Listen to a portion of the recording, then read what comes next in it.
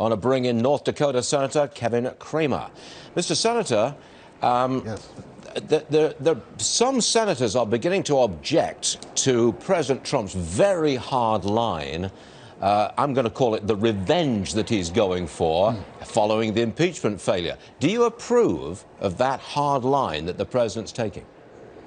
Well, Stu, if the biggest problem in this town is the bureaucracy runs the town and consequently they run the country, that is why Donald Trump won in the first place. In my view, I think the president's been too generous in the first 3 years of his first term by leaving too many people hanging around in important positions so that they could work not just against him, because he is such, he's such an objection to many of them, but to work against the people and the people's representatives.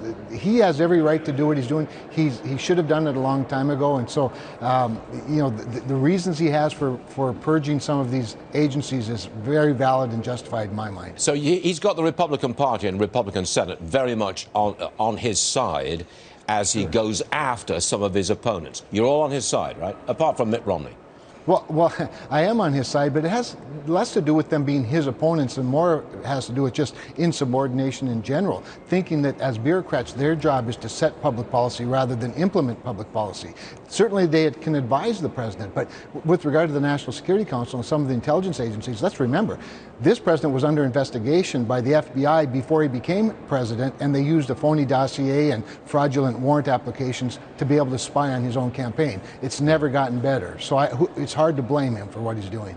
North Dakota, oil states. Yeah. The national average for a gallon of gas is all the way down to $2.42 per gallon. I kind of think that's kind of cheap. I like it. Hats off to you, Senator Cramer.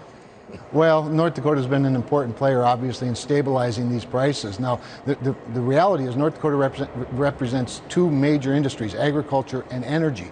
We like high commodity prices, but we also appreciate when groceries are cheap and when gas is cheap. So finding that balance is what markets do, and we're glad to be a part of all of that. It's, in the long run, very good for our economy. But you don't want oil to stay down at $50 a barrel in North Dakota, do you? Because no, that's exactly some of the right. drillers are in trouble at that level.